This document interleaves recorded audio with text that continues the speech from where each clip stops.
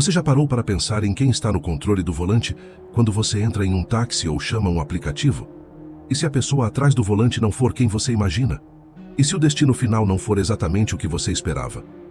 Hoje, trago para você histórias arrepiantes de viagens que começaram de maneira comum, mas terminaram em puro pesadelo. Algumas são relatos reais, outras são tão perturbadoras que poderiam ter saído de um filme de terror, mas todas têm algo em comum: o medo do desconhecido. Então, antes de apertar o botão de chamar uma corrida, certifique-se de que está realmente preparado para o que pode acontecer. Você está pronto para entrar nessa viagem? Se sim, vamos lá.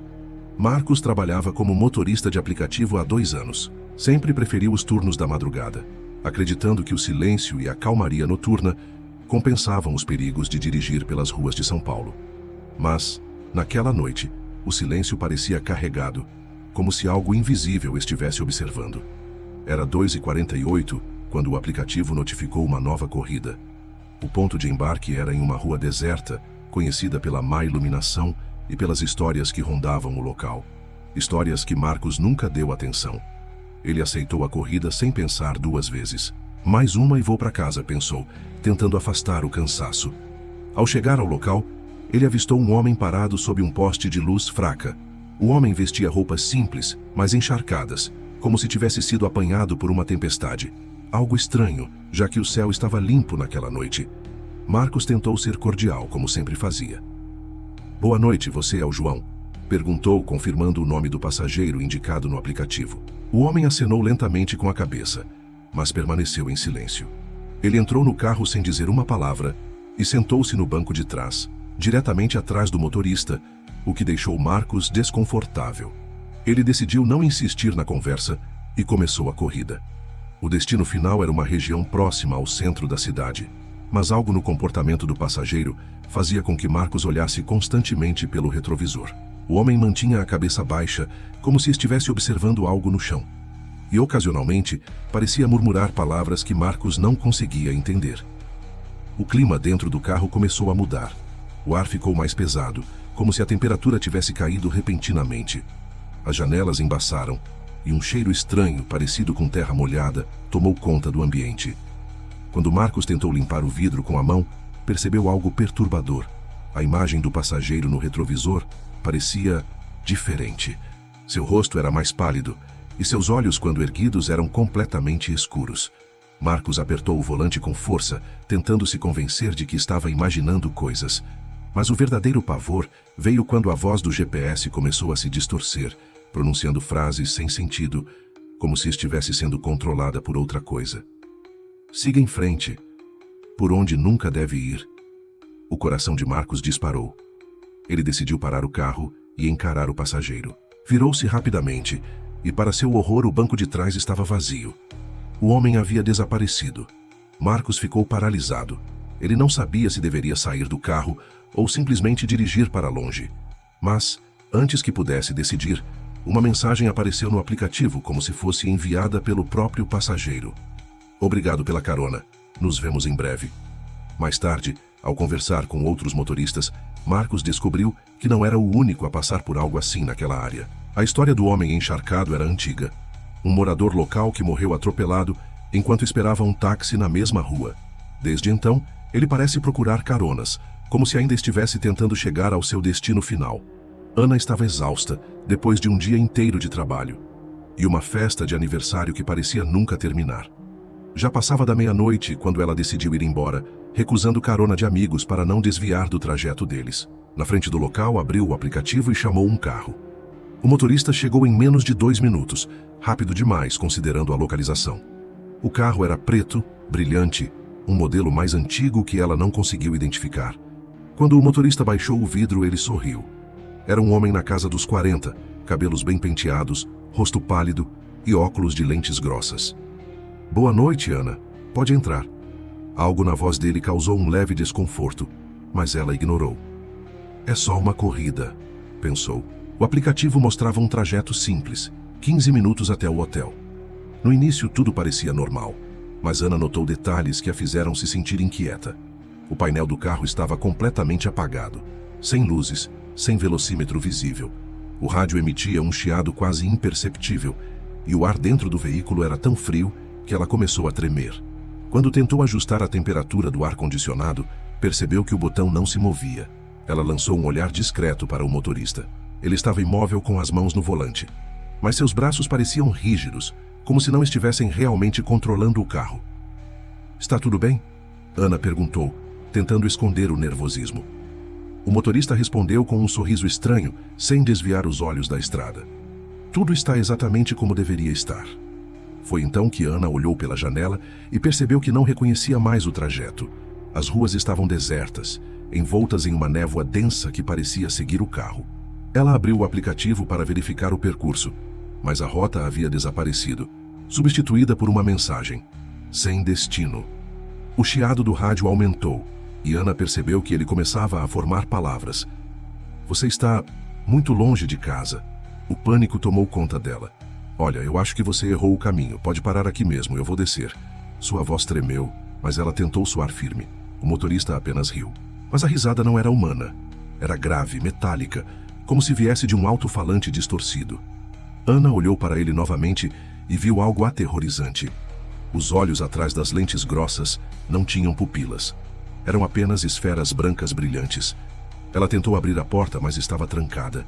Quando começou a gritar, as luzes do carro piscaram e o rádio explodiu em um barulho ensurdecedor.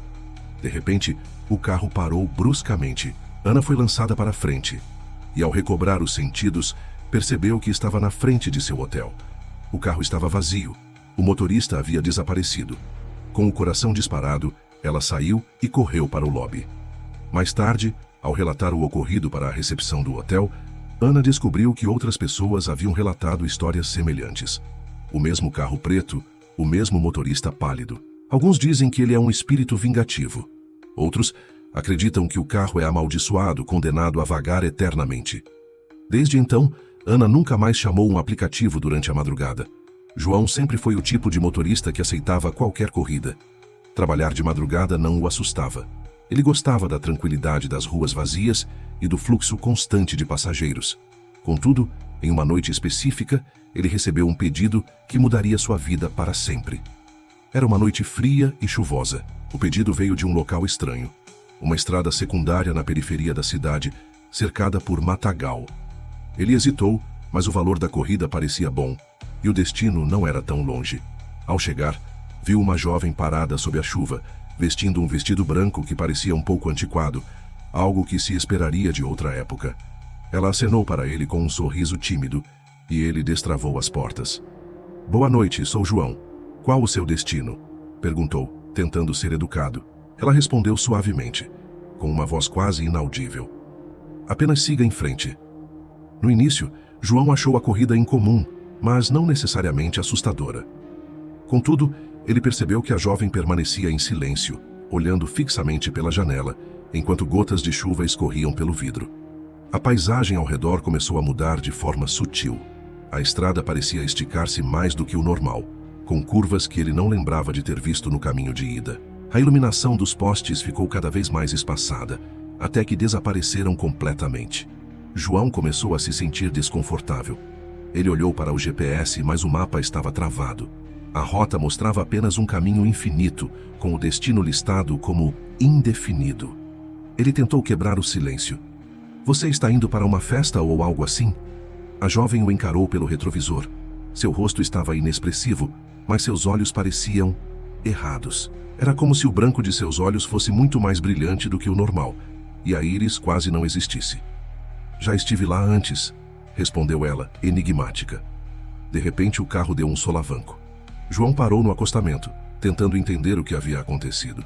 A chuva havia parado, e o silêncio era tão profundo que ele podia ouvir sua própria respiração. Quando se virou para perguntar à jovem se estava tudo bem, o banco de trás estava vazio. O pânico começou a tomar conta. Ele saiu do carro e olhou ao redor, mas não havia sinal dela. Apenas a escuridão da estrada deserta. Quando voltou para o carro, encontrou algo que o fez estremecer. A foto da jovem aparecia na tela do aplicativo com a mensagem "Corrida finalizada". Mas isso não foi tudo. Ao verificar os detalhes da corrida, ele viu um endereço, o mesmo local onde ele a havia pego. João percebeu que de alguma forma havia voltado ao ponto inicial. Tentando se acalmar, Ele decidiu encerrar o turno e ir para casa. Mas ao ligar o carro novamente, o GPS ativou por conta própria, traçando uma rota que ele não reconhecia. A voz mecânica do aplicativo anunciou: "Continue dirigindo, não pare." João não teve escolha a não ser seguir em frente. A cada quilômetro, a estrada parecia mudar, como se ele estivesse preso em um loop interminável. A paisagem ao redor se tornava mais surreal, com árvores torcidas e postes de luz que piscavam em padrões desconexos.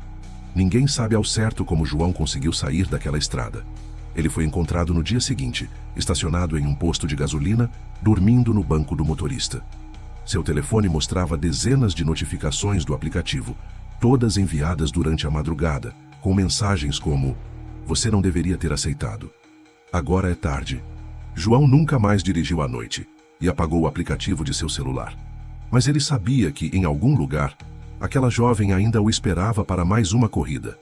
Essas histórias nos levam a questionar algo que, para muitos, é parte da rotina: o ato de entrar em um carro confiando completamente em um estranho.